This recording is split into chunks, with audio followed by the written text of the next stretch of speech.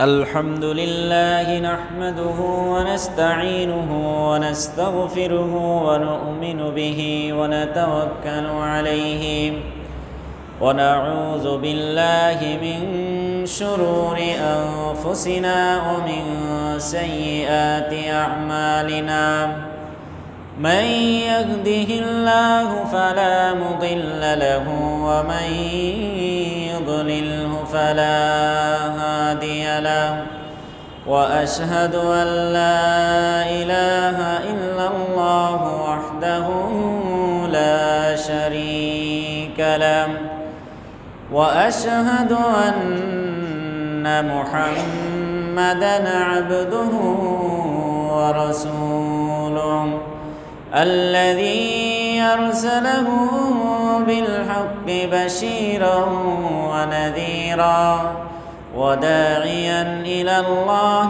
بإذنه وسراجا منيرا أما بعد فإن خير الحديث كتاب الله وخير الهدي هدي محمد صلى الله عليه وسلم وشر الأمور محدثاتها وكل محدثة بدعة وكل بدعة ضلالة وكل ضلالة في النار بعد أعوذ بالله من الشيطان الرجيم بسم الله الرحمن الرحيم يا أيها الناس اتقوا ربكم الذي خلقكم من نفس واحدة وخلق منها زوجها وبث منهما رجالا كثيرا ونساء واتقوا الله الذي تساءلون به والأرحام إن الله كان عليكم رقيبا بعد أعوذ بالله من الشيطان الرجيم يا أيها الذين آمنوا اجتنبوا كثيرا من الظن إن بعض الظن إثم ولا تجسسوا ولا يغتب بعضكم بعضا أيحب أحدكم أن يأكل لحم أخيه ميتا فكرهتموه واتقوا الله إن الله تواب رحيم بعد أعوذ بالله من الشيطان الرجيم إن الله وملائكته يصلون على النبي يا أيها الذين آمنوا صلوا عليه وسلموا تسليما اللهم صل على محمد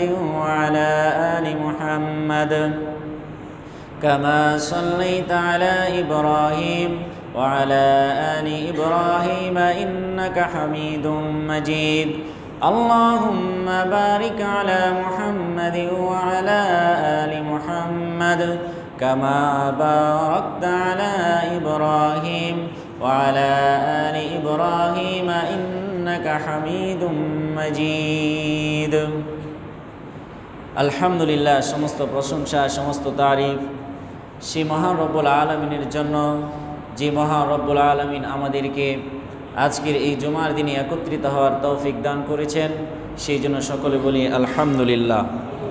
দুরুদ ও সালাম বর্ষিত হোক প্রিয় নবী মুহাম্মদ রাসূলুল্লাহ সাল্লাল্লাহু আলাইহি ওয়াসাল্লামের উপর। আল্লাহুম্মা সাল্লি আলাইহি আল্লাহুম্মা বারিক আলাইহি।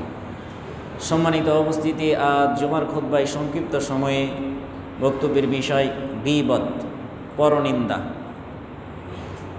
এ বিষয়ের উপরে এক গুরুত্বপূর্ণ তথ্য ও তথ্যবহুল আলোচনা করার চেষ্টা করব। ওমা তৌফিক ইল্লা বিল্লাহ, আলাইহি তাওয়াক্কালতু ওয়া ইলাইহি উনীব। যেসব পাপের কারণে সরাসরি জাহান্নাম ঘোষণা করা হয়েছে, তার একটি অন্যতম পাপ হচ্ছে গীবত, পরনিন্দা। যেসব পাপের কারণে মানুষ সরাসরি জাহান্নামে যাবে, তার অন্যতম একটি পাপ হচ্ছে গীবত, পরনিন্দা। যেসব মহা পাপ ঘোষণা করেছেন রাসূল সাল্লাল্লাহু আলাইহি ওয়াসাল্লাম, তিনি যেই সমস্ত মহা পাপগুলো ঘোষণা করে গেছেন, তার অন্যতম একটি পাপ হচ্ছে গীবত, পরনিন্দা।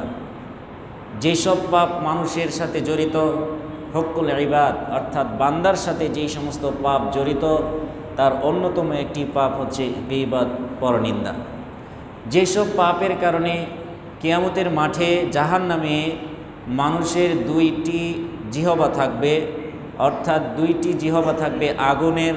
যেই সমস্ত পাপের কারণে মানুষের দুইটি জিহবা থাকবে, তার একটি অন্যতম পাপ হচ্ছে গীবত, পরনিন্দা। যেই সমস্ত পাপের কারণে মানুষকে পিছন দিক থেকে ধাক্কা দিয়ে জাহান্নামে ফেলে দিবে, তার একটি অন্যতম পাপ হচ্ছে গীবত, পরনিন্দা। এই গীবত এমন এক পাপ, যেই পাপ আল্লাহ সুবহানাহু ওয়া তাআলা ক্ষমা করে না। আজকে যদি আমি কারো ব্যাপারে গীবত করি, আজকে যদি কাউকে আমি অপমান করে তার মানহানি করি, আজকে যদি আমি কাউকে তুচ্ছ তাচ্ছিল্য করে গালিগালাজ করি, আজকের পর থেকে মরার আগ পর্যন্ত যদি আমি কেঁদে কেঁদে একেবারে অন্ধ হয়ে যাই, তারপরেও আল্লাহ সুবহানাহু ওয়া তাআলা আমার এই পাপ ক্ষমা করবে না। কেন? এই পাপ বান্দার সাথে জড়িত। আল্লাহ রাব্বুল আলামিনের কাছে হাজারো বার চাওয়ার চাইতে বান্দার সাথে জড়িত পাপ বান্দার কাছে গিয়ে যদি বলে, ভাই আমি তোমার ব্যাপারে অনেক মিথ্যা অপবাদ দিয়েছি, অনেক গীবত করেছি, ভাই আমাকে তুমি ক্ষমা করে দাও, এই লোকটি যদি আপনাকে ক্ষমা করে দেয়, তাহলে আল্লাহ সুবহানাহু ওয়া তাআলা আপনাকে সাথে সাথে ক্ষমা করে দিবেন। কেননা এই পাপ বান্দার সাথে জড়িত, এই পাপ আল্লাহর সাথে জড়িত নাই।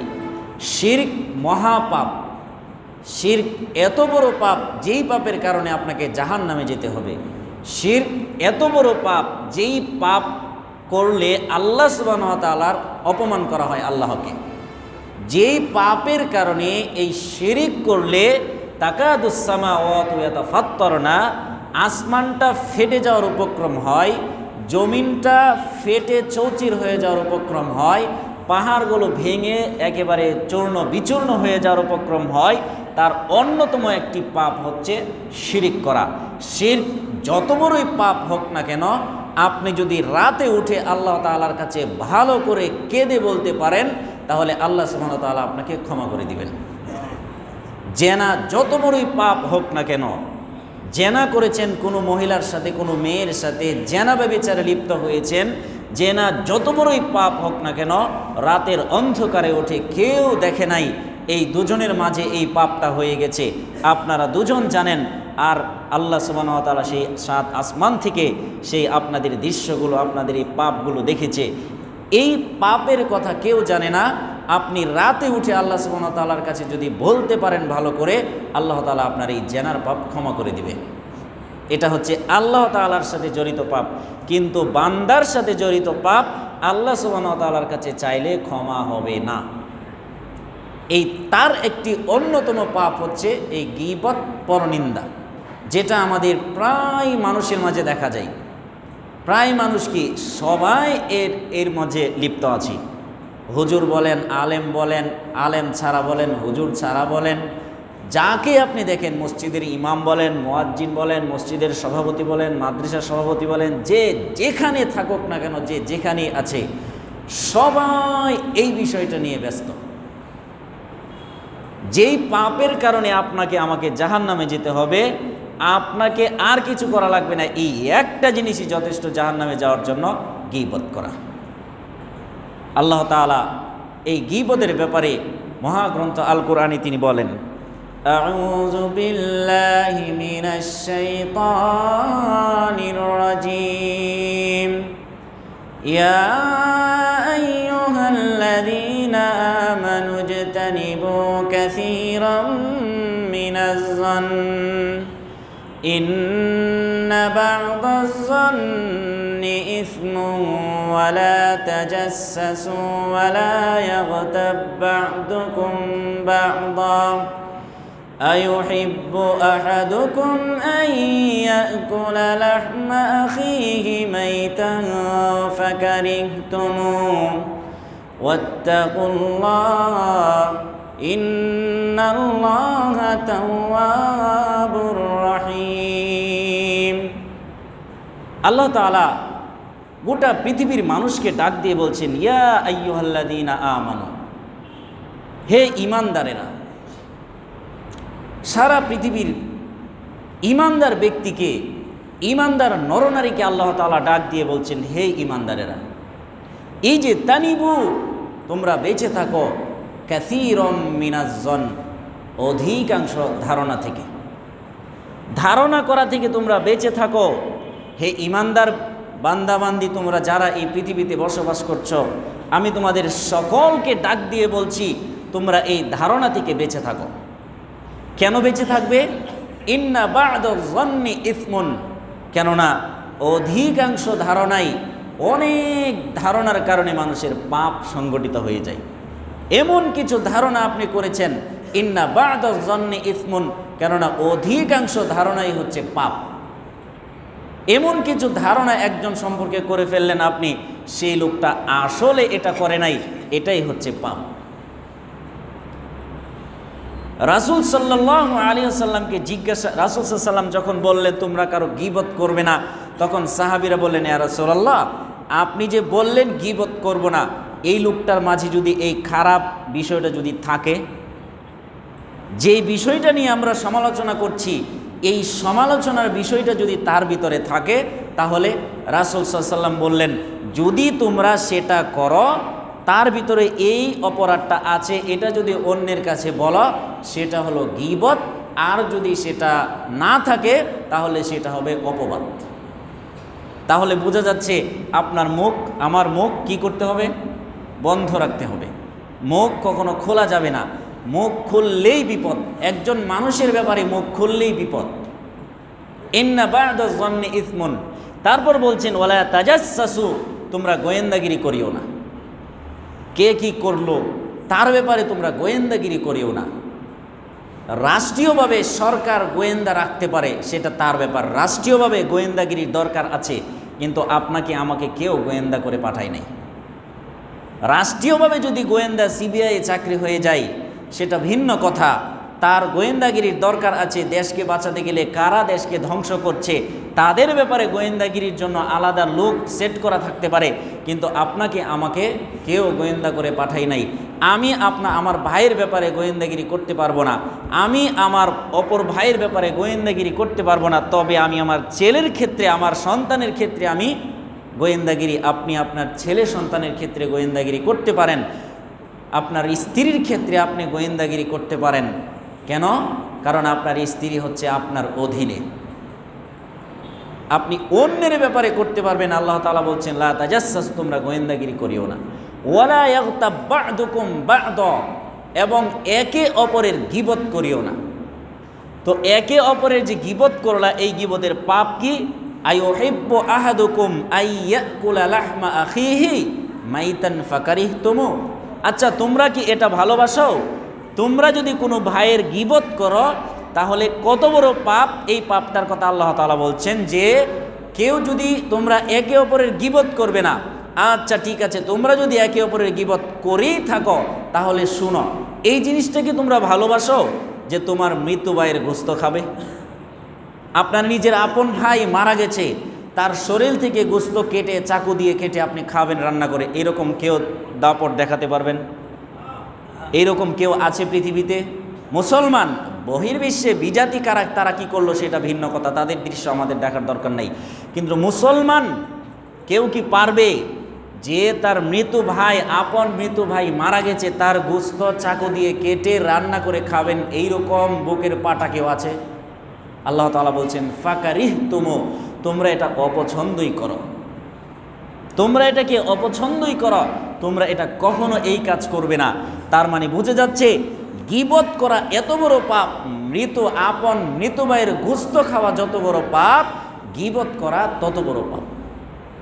তাহলে গীবত এমন এক জিনিস, পরনিন্দা এমন এক জিনিস যেটা আপনাকে জাহান্নামে নিয়ে যায়, যেটা আপনাকে এত বড় বিপদে ফেলে দিবে, সেটা আপনি দুনিয়াতে থাকতে বুঝবেন না, কিন্তু কিয়ামতের মাঠে যখন যাবেন, আপনি কিয়ামতের মাঠে যাওয়ার পর আপনি বুঝতে পারবেন যে আপনার কি আছে আর কি নাই। এখন দুনিয়াতে তো আমরা বুঝতে পারি না। আজকে এখানে যারা উপস্থিত হয়েছি, আমাদেরকে আল্লাহ তাআলা নেকি দিচ্ছেন, এটা আমরা বুঝতে পারছি না। আল্লাহ তাআলা যদি সবার পকেটে যদি নেকি পাঠিয়ে দিতেন, তাহলে বুঝতাম যে হ্যাঁ, তো নেকি তো আসছে, আমার আজকে এতগুলো নেকি আছে, গনে গনে গনে গনে দেখতাম। কিন্তু আমরা তো এখন বুঝতে পারছি না আমাদেরকে নেকি কিভাবে দিচ্ছে। ঠিক আপনি যে একজন ভাইয়ের গীবত করলেন, পরনিন্দা করলেন, তুচ্ছ তাচ্ছিল্য করলেন, হ্যাই করলেন, তাকে অপমান করলেন, তাকে ছোট করলেন, তাকে খাটো করলেন, এই করার কারণে আপনার নেকি আল্লাহ তাআলা যেইভাবে দিয়েছে ঠিক সেইভাবে আপনার কাছ থেকে কেটেও যাচ্ছে, আপনি বুঝতে পারছেন না। আমরা অনেকে বলি আল্লাহ তাআলা আমাকে ধন সম্পদ দেয় নাই, অনেকেই বলি আমাকে ধন সম্পদ দেয় নাই। আপনাদেরকে বলছি, আপনাদের যারা এখানে ব্যবসায়ী আছেন, আপনাদেরকে যদি জিজ্ঞাসা করি ভাই ব্যবসা কেমন, তাহলে বলবেন যে এই বছর ব্যবসা ভালো না। গত বছরও একই কথা বলেছেন, ব্যবসা এই বছর বেশি ভালো না। তার আগের বছর আপনাকে জিজ্ঞাসা করা হচ্ছে, তার আগের বছরও আপনি বলেছেন ব্যবসা এই বছর বেশি একটা ভালো না। তার আগের বছর যখন আপনাকে জিজ্ঞাসা করা হচ্ছিল, তখনও আপনি বলেছেন ভাই ব্যবসা এইরকম ভালো না। তাহলে ভালো কোন সময়, ভালো কোন বছর আপনার ব্যবসাটা ভালো হয়েছে, কোন বছর? আমরা আল্লাহ সুবহানাহু ওয়া তাআলার শুকরিয়া আদায় করতে জানি না। আপনাকে আল্লাহ তাআলা আজকে ৫,০০০ টাকা রুজি দিয়েছেন, সারা পৃথিবীর সব মানুষ যদি চেষ্টা করে আপনাকে আজকে ৬,০০০ টাকা, ৫,০০০ টাকা করে দিবে, পৃথিবীর সমস্ত মানুষ একত্রিত হয়ে গেল, ১ টাকা আপনার পকেটে দিতে পারবেন, এটা হচ্ছে রিজিক। আর আপনার কপালে যদি ১ টাকা এই দিন না থাকে, আজকে সারা দিনে সারা পৃথিবীর সব দোকানে লক্ষ লক্ষ কোটি কোটি টাকা বেচা কেনা হবে, আপনার দোকানে কেউ আসবে না। কেন? আপনার রিজিকে আজকে কি নাই? বেচা কেনা নাই। এই জন্য আমরা আল্লাহ সুবহানাহু ওয়া তাআলার শুকরিয়া আদায় করতে জানি না। তো আপনার এখানে যেই কথা বলছিলাম, কোন দিক থেকে কোন দিকে চলে গেলাম। আপনার পকেটে যদি, আমার পকেটে যদি আল্লাহ তাআলা প্রতিদিন টাকা দিতেন, তাহলে বুঝতাম যে আজকে আমাকে টাকা দিয়েছে। ঠিক নেকিটা আল্লাহ তাআলা যদি দিতেন, হাতে হাতে যদি, যখন মসজিদ থেকে বের হতাম সবার পোটলাতে যদি ফেরেশতারা আমাদের হাতে হাতে দিয়ে দিতেন নেকি, তাহলে আমরা বুঝতাম যে আজকে এতগুলো নেকি পেয়েছি, আগামী জুমাতে সবার আগে যাব আর একটু বেশি নেকি নেওয়ার জন্য। যদি জানতাম যে সবার আগে মসজিদে আসলে একটি উট কুরবানি করার নেকি, সুবহানাল্লাহ, একটি উট কুরবানি করার নেকি হবে, এই একটি উটের নেকি পরিমাণ যদি আমার হাতে দিয়ে দিত, তাহলে দেখা যেত পরের দিন, পরের জুমাতে সকল মানুষ আগেই মসজিদে ভরপুর হয়ে গেছে, ইমাম সাহেবের থাকার অর্থাৎ দাঁড়ানোর জায়গায় থাকতো না। কিন্তু আমরা দেখতে পাই না, তাই বুঝতে পারি না। ঠিক আপনার নেকিটা গীবতের কারণে, আপনার এই অন্যায়ের কারণে, এই পরনিন্দার কারণে আপনার নেকি এমনভাবে শেষ হয়ে যাচ্ছে, আপনি বুঝতে পারছেন না। কিয়ামতের মাঠে গিয়ে যখন দাঁড়াবেন, তখন আই আফসোস, হায় হায় কী ব্যাপার, আমার নেকি কোথায়? তখন আল্লাহ তাআলা আপনাকে বলবেন যে অমুক ভাইয়ের গীবত করেছিলে, অমুক ভাইয়ের দোষ অন্যের কাছে বর্ণনা করেছিলে, অমুক ভাইয়ের দোষ বলে তুমি অন্যকে তুচ্ছ তাচ্ছিল্য করে ছোট করেছিলে, খাটো করেছিলে, তার যেই অপমান হয়েছিল, তার যেই পাপ, এর কারণে তুমি তাকে যেই অন্যায়টা করেছিলে, তার উপরে এই অন্যায়ের মাপ করে তোমার নেকি নিয়ে তাকে দিয়ে দিলাম। সেদিন আপনি অসহায় হয়ে দাঁড়িয়ে থাকবেন, আমরা দাঁড়িয়ে থাকব। তো যেই কথা বলছিলাম, লা তাজাসসু, গোয়েন্দাগিরি করিও না। অর্থাৎ গোয়েন্দাগিরি আপনাকে পাঠানোর জন্য পাঠানো হয় নাই।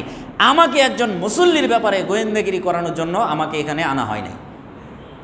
ঠিক সবার ক্ষেত্রে একই রকম, আপনি আরেকজনের ব্যাপারে গোয়েন্দাগিরি করার জন্য আপনাকে এখানে আল্লাহ সুবহানাহু ওয়া তাআলা আপনাকে পাঠান নাই। আপনি গোয়েন্দাগিরি অর্থাৎ গীবত, আরেকজনের দোষ আপনি বর্ণনা করতে পারবেন না। আবু হুরায়রা রাদিয়াল্লাহু তাআলা আনহু বলেন, রাসূল সাল্লাল্লাহু আলাইহি ওয়াসাল্লাম বলেছেন, তাজিদুনা শাররুন নাসি যাল ওয়াজহাইনি, কিয়ামতের মাঠে তুমি সবচেয়ে, সাহাবীদেরকে বললেন, সাহাবীরা শুনো, কিয়ামতের মাঠে সবচেয়ে নিকৃষ্ট ব্যক্তিদেরকে তোমরা দেখতে পাবে তাদের দুইটা মুখ। আল্লাহ ইয়াতি হাউলাই বিওয়াজহিন ওয়া ইয়াতি হাউলাই বিওয়াজহিন, এর কাছে আসে এক মুখ নিয়ে, তার কাছে যাই আরেক মুখ নিয়ে। তোমাদের কাছে আসে এক মুখ নিয়ে, তাদের কাছে যাই আরেক মুখ নিয়ে। তার কাছে আসে এক মুখ নিয়ে, অন্যের কাছে যাই আরেক মুখ নিয়ে। মানে হচ্ছে দুই মুখা সাপ, যেটাকে আমরা বলি। আপনি এখানে এক কথা বললেন, আরেক জায়গাতে গিয়ে বলবেন যে আরেক কথা। এখানে দাঁড়িয়ে বলছেন যে না তুমি তো ভালো, হ্যাঁ তুমি তো ভালো, হ্যাঁ তুমি এই বাস পাপ করতে পারো না, ও এই কাজটা করেছে। আবার ওর কাছে গিয়ে বলছেন যে না না ও তো সবচেয়ে খারাপ, ওর মতো খারাপ আছে নাকি, তুমি তো ভালো। এরা হচ্ছে, এদেরকে রাসূল সাল্লাম বললেন এদেরকে তুমি দেখতে পাবে সবচেয়ে নিকৃষ্ট ব্যক্তি, তুমি তাদেরকে দেখতে পাবে।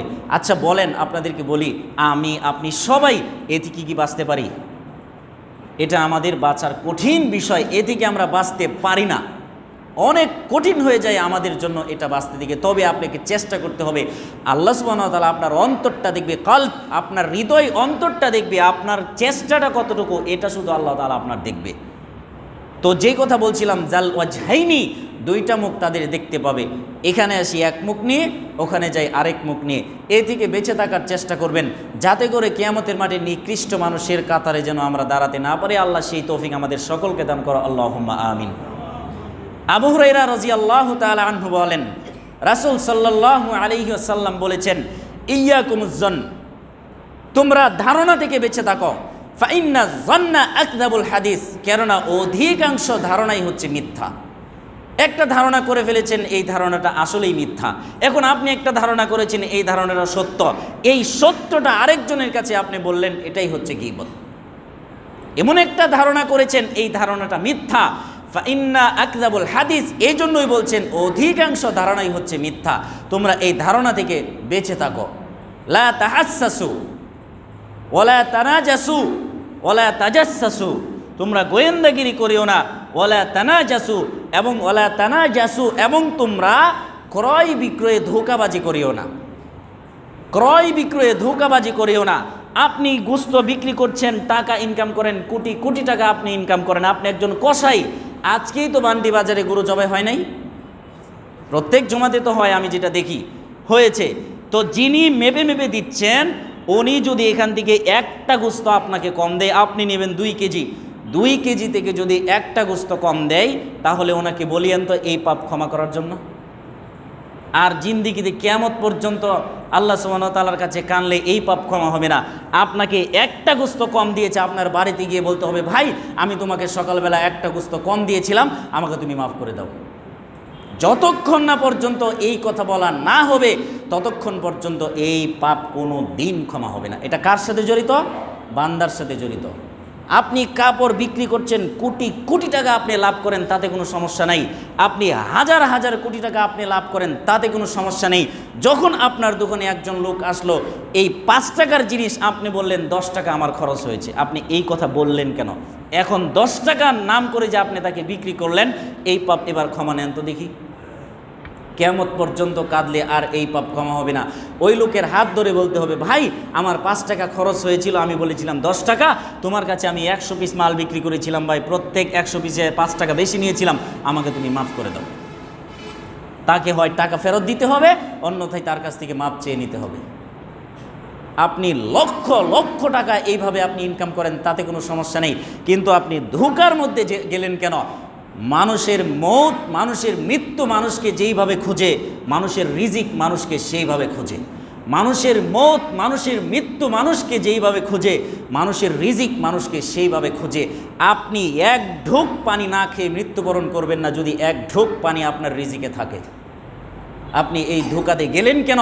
রাসূল সাল্লাল্লাহু আলাইহি ওয়াসাল্লাম এটাই বললেন এই হাদিসে, যে তোমরা ধারণা করবে না, তোমরা গোয়েন্দাগিরি করবে না, তোমরা ক্রয় বিক্রয়ে ধোঁকাবাজি করবে না, একে অপরকে দোষারোপ করবে না। এইভাবেই তিনি হাদিসের অনুবাদ, হাদিসটাকে তিনি এইভাবেই উল্লেখ করলেন, আবু হুরায়রা থেকে বর্ণিত এই হাদিসটি। তো আপনি হাজার হাজার কোটি টাকা আপনি ইনকাম করছেন, চেয়ারম্যান মেম্বার বুঝতে পারে নাই কত বড় বিপদ।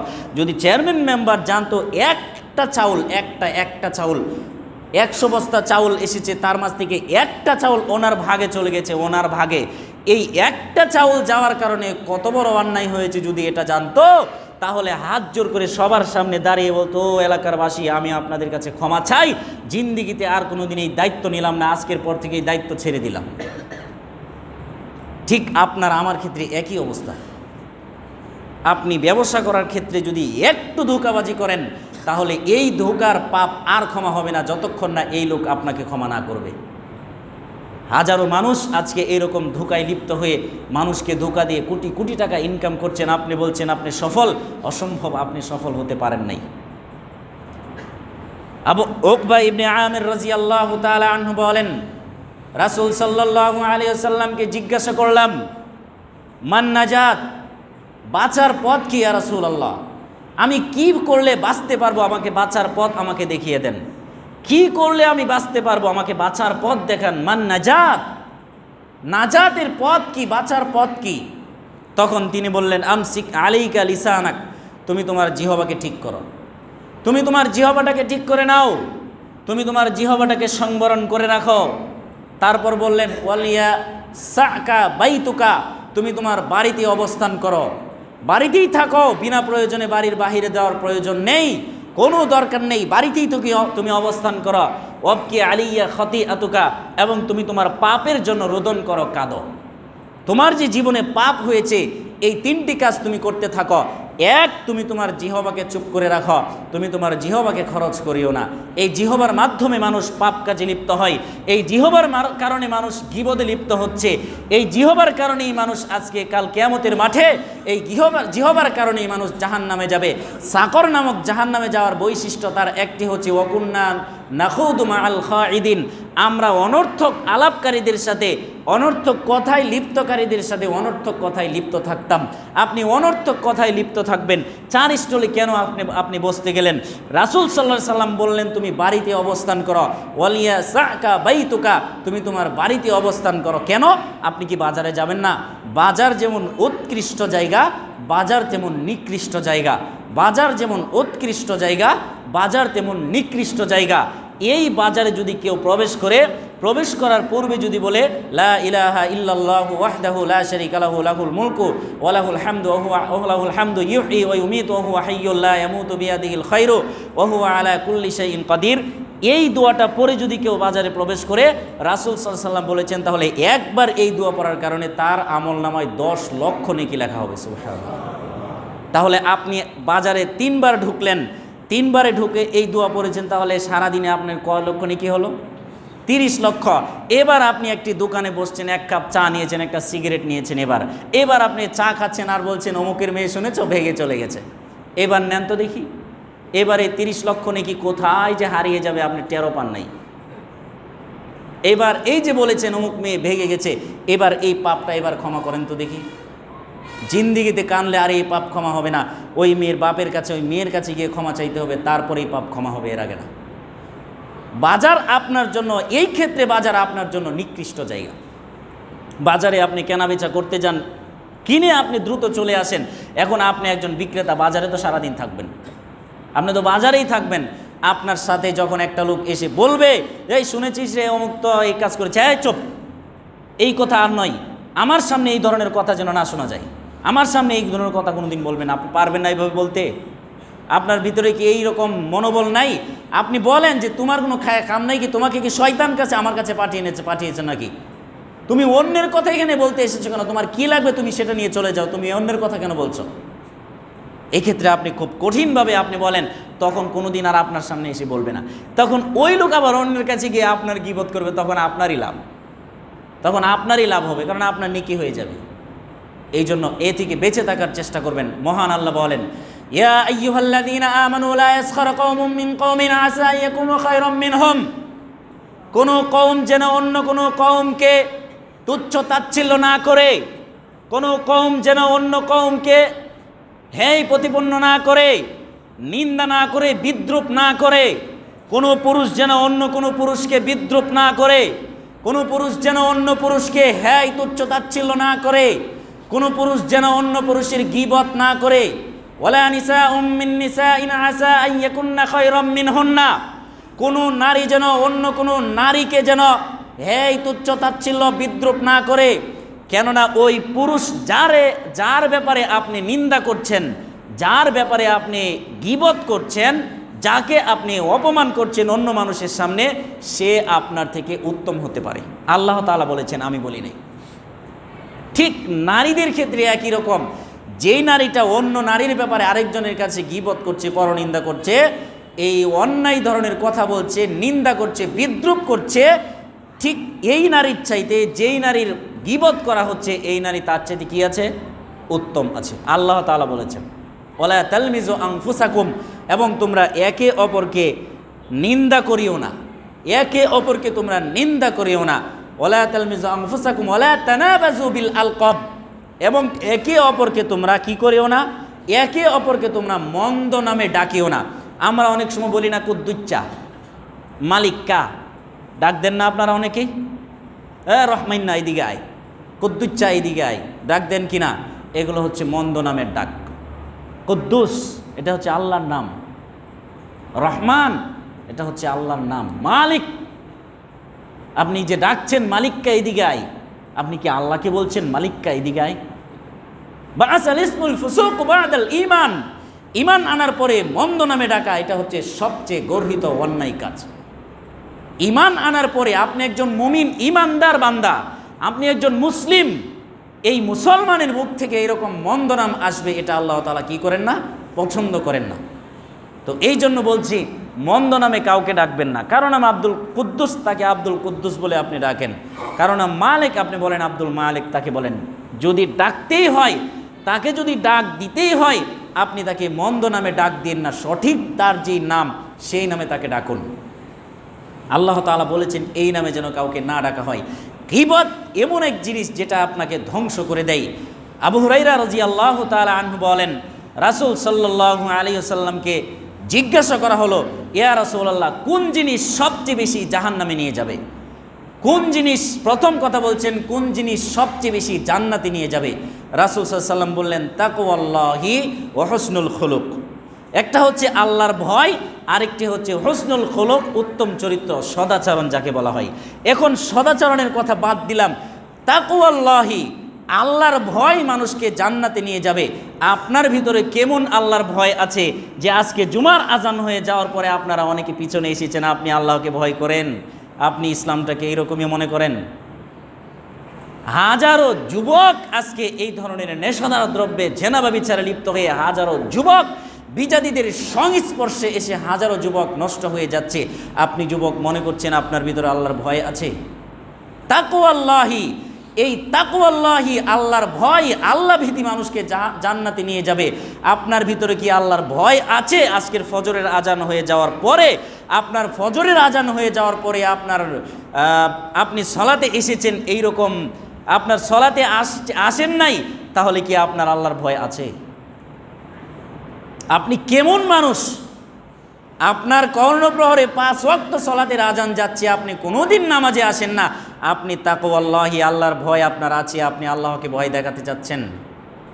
আপনার ভয়, আল্লাহর ভয় আপনার ভিতরে আছে, এটা আপনি দেখাতে চাচ্ছেন আছে আপনার ভিতরে। তাকওয়াল্লাহি, আল্লাহর ভয় মানুষকে জান্নাতে নিয়ে যাবে। ওয়াহসনুল খুলুক, এবং উত্তম চরিত্র মানুষকে জান্নাতে নিয়ে যাবে। তারপর রাসূল সাল্লাল্লাহু আলাইহি ওয়াসাল্লামকে জিজ্ঞাসা করেন, ইয়া রাসূলুল্লাহ, কোন জিনিস মানুষকে বেশি বেশি জাহান্নামে নিয়ে যাবে? কোন কাজ করলে মানুষকে বেশি জাহান্নামে যাবে, মানুষ বেশি বেশি করে জাহান্নামে যাবে, কোন সেই জিনিস? তখন তিনি বললেন, আল ফাম ওয়াল ফারজ। আল ফামু, মুখ, জিহবা। মুখ মানুষকে জাহান্নামে নিয়ে যাবে, অথবা জিহবা মানুষকে জাহান্নামে নিয়ে যাবে। আল ফারজ, এবং লজ্জাস্থান মানুষকে জাহান্নামে নিয়ে যাবে। এই মুখের মাধ্যমে মানুষ জাহান্নামে পড়ে যাবে, লজ্জাস্থানের মাধ্যমে মানুষ জাহান্নামে যাবে। লজ্জাস্থান দিয়ে, অর্থাৎ লজ্জাস্থানের মাধ্যমে মানুষ জেনা ব্যভিচারে লিপ্ত হয়ে তারা জাহান্নামে যাবে। আর এই মুখের মাধ্যমে, জিহবার মাধ্যমে মানুষের গীবত, পরনিন্দা করে, অন্যায় কথা বলে, মানুষকে অপমান করে, হেয় তুচ্ছ তাচ্ছিল্য করে মানুষ জাহান্নামে যাবে। আল্লাহ রাসূল সাল্লাল্লাহু আলাইহি ওয়াসাল্লাম এইভাবেই বর্ণনা করলেন।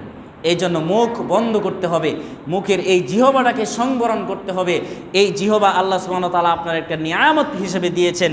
যেই বুবা মানুষ যাকে আপনারা বলেন বুবা, যে কথা বলতে পারে না, তার এই জিহবা দিয়ে কথা বের হচ্ছে না, তার জিহবা লড়ছে ঠিক আছে, কিন্তু কথা বের হচ্ছে না। সে বুঝে সেই কষ্ট কতটুকু। আপনি কথা বলতে পারেন, আপনি সব কিছু করতে পারেন, এত বড় একটা নিয়ামত আল্লাহ তাআলা আপনাকে দিয়েছেন, আপনি এটা দিয়ে কিছু কি করছেন? গীবত, পরনিন্দা করছেন। আপনার এই নিয়ামতের খবর করে দিবে আল্লাহ তাআলা কিয়ামতের মাঠে, যখন জিজ্ঞাসা করবে এই নিয়ামতের হিসাব আমাকে দিয়ে তারপর এখান থেকে লড়াও। সেদিন আপনি বুঝতে পারবেন। সেদিনই তো দুইটা জিহবা, আগুনের দুইটা জিহবা লাগিয়ে দেওয়া হবে। সেই আগুনের জিহবা দিয়ে তখন এই জিহবাটাকে যখন লাগিয়ে দেওয়া হবে আগুনের জিহবা, সেদিন বুঝতে পারবেন যে আগুনের জিহবা কী জিনিস। যারা গীবত করছে, যেই সমস্ত নারীরা গীবত করে বেড়ায়, যেই সমস্ত পুরুষেরা গীবত করে বেড়ায়, যেই সমস্ত নারীরা পরনিন্দা করে বেড়ায়, যেই সমস্ত পুরুষেরা পরনিন্দা করে বেড়ায়, যেই সমস্ত পুরুষেরা সামনাসামনি গালিগালাজ করে, ওয়াইলুল লিকুল্লি হুমাজাতিল লুমাজা, সুনিশ্চিত ধ্বংস ওই সমস্ত ব্যক্তিদের, সুনিশ্চিত প্রত্যেক ওই ব্যক্তিদের ধ্বংস যারা সামনাসামনি গালিগালাজ করে, পিছনে গিয়ে নিন্দা করে, ক্ষমতার দাপটে, দলীয় দাপটে আপনি তাকে বলেছেন এক চর মেরে একেবারে ফেলে দিব, তোর বাপ অমুক, তুই অমুক, একেবারে গালিগালাজ করে আপনি চলে গিয়ে আরেকজনের কাছে গিয়ে বলছেন এর এত বড় সাহস, হ্যাঁ হ্যাঁ আমার সাথে না লড়ে, তার এত বড় সাহস, একেবারে তাকে শেষ করে দিব। এই তার ব্যাপারে নিন্দা করলেন, তার সামনাসামনি তাকে আপনি গালিগালাজ করলেন, আবার অন্যের কাছে গিয়ে আপনি তার ব্যাপারে নিন্দা করলেন। ওয়াইলুন, আপনার জন্য হচ্ছে জাহান্নাম। কি জাহান্নাম? ওয়াইল নামক জাহান্নাম। আরেকটি অর্থ হচ্ছে একেবারে সুনিশ্চিত ধ্বংস আপনার জন্য আছেই আছে। এই জন্য এ থেকে বেঁচে থাকবেন, খুব কঠিন, এ থেকে বেঁচে থাকা অত্যন্ত কঠিন, কিন্তু চেষ্টা করবেন। আপনার সামনে কারো গীবত হচ্ছে, আপনি চেষ্টা করেন হয় এখান থেকে উঠে যেতে, অন্যথায় অন্যদিকে খেয়াল করেন যাতে করে আপনার কানে এই কথা নাই আসে। চেষ্টা করেন। চেষ্টার করলে মানুষ, চেষ্টা করলে পারে না এমন কোনো জিনিস নাই। চেষ্টা করলে মানুষ অনেক কিছু পারে। আপনার এত সুন্দর মুখ আল্লাহ সুবহানাহু ওয়া তাআলা দিয়েছেন, এত সুন্দর জিহবাটা, আমার জিহবা যদি আজকে কেটে দেন আমার মুখ থেকে আর কথা বের হবে না, আমি আর কথা বলতে পারবো না। তো এত সুন্দর একটা জিহবা দিলেন। কোনো দিন কি পড়েছেন? একদিন কোরআন তেলাওয়াত পড়ে দেখেছেন? কোনো দিন হাদিস পড়ে দেখেছেন? কোনো দিন সলাতে এসে আল্লাহর কাছে দুইটা হাত তুলে দোয়া করতে পেরেছেন? সামনেই তো রমজান চলে আসছে। এই যে রমজান আর 1-1.5 মাস, হয়তো সর্বোচ্চ আর 1 থেকে 12 মাস, 1 মাস 12-13 দিন বা 10 দিন আছে। আপনি কি কখনো কেঁদেছেন এই পর্যন্ত? রমজান যে চলে এসেছে এর জন্য কি পাথেও, এর জন্য প্রস্তুতি কি আপনি নিচ্ছেন? এই জিহবার হিসাব আল্লাহ সুবহানাহু ওয়া তাআলার কাছে দিতে হবে। আর সবচেয়ে এই গীবত যারা করছে এদের জন্য যে ভয়াবহ শাস্তি কিয়ামতের মাঠে, রাসূল সাল্লাল্লাহু আলাইহি ওয়াসাল্লাম বলেছেন তাদের এরকম বড় বড় তামার নখ থাকবে। তামা তো আপনারা দেখেছেন, এইরকম তামার নখ থাকবে, বিশাল বড় বড় তামার নখ। এই নখ দিয়ে তার 2 গালের মধ্যে, 2টা হাতের ভিতরে এইরকম আঙ্গুলের নখ থাকবে, বড় বড় নখ, তামার নখ। এই নখ দিয়ে তার গালের ভিতরে এইভাবে গালের মধ্যে নিবে, গালের মধ্যে নিয়ে একেবারে গালের গোশতগুলো চিরে চিরে ফেলে দিবে। নিজের গালের গোশতকে একেবারে এইভাবে নখ দিয়ে খামচিয়ে ধরে একেবারে গালের সমস্ত গোশত একেবারে টুকরো টুকরো করে দিবেন, হাড্ডি বের হয়ে যাবে। সাহাবী রাসূল সাল্লাল্লাহু আলাইহি ওয়াসাল্লাম দেখে আশ্চর্য হয়ে গিয়ে জিব্রাইলকে বললেন, মান হাউলাইক, এর অবস্থা এই কেন, এটা এই পরিস্থিতি কেন, এরকম শাস্তি কেন? তখন বলছেন যে ও আপনার বান্দা, আপনার উম্মত যারা কিনা গীবত করে বেড়াতো, যারা মানুষের গীবত করে বেড়াতো, যারা মানুষের পরনিন্দা করে বেড়াতো, যারা পিছনে মানুষকে, সামনাসামনি মানুষকে গালিগালাজ করতো, পিছনে মানুষের নিন্দা করে বেড়াতো। এদিকে বেঁচে থাকার চেষ্টা করবেন। এর চাইতে জঘন্য পাপ আর হতে পারে না। পিছন দিক থেকে ধাক্কা মেরে জাহান্নামে ফেলে দেওয়া, এর চাইতে জঘন্য আর হতে পারে না। আর নিজের গোশতকে নিজে খামচিয়ে, একেবারে বুকের গোশতকে নিজে খামচিয়ে ছিঁড়ে ফেলবেন, এর চাইতে ভয়াবহ আযাব আর হতে পারে না। ফেরেশতারা আযাব দিয়ে শেষ করে দিচ্ছেন সেটা ভিন্ন কথা, আপনি বাঁচার চেষ্টা করবেন, তারা ধরে আপনাকে শাস্তি দিয়ে দিবে। কিন্তু নিজের হাতে নিজের গোশতকে ছিঁড়ে শেষ করে দিবেন, এটা কত বড় এটা কত বড় আযাব আপনার আমার জন্য হতে পারে, এটা আমি আপনাদেরকে বোঝাতে পারছি না। এখন আমি যদি আপনাকে এখানে হাজারো পিটিয়ে যদি বলি আপনার গালের গোশত আপনি ছিঁড়ে শেষ করেন, পারবেন কি? সাহস হবে আপনার? কিয়ামতের মাঠে আপনি নিজেই এই কাজ করবেন, ফেরেশতারা সামনে গিয়ে পিটাতে হবে না, আপনি নিজেই সেদিন আফসোস করে এইগুলো ছিঁড়ে শেষ করে দেবেন।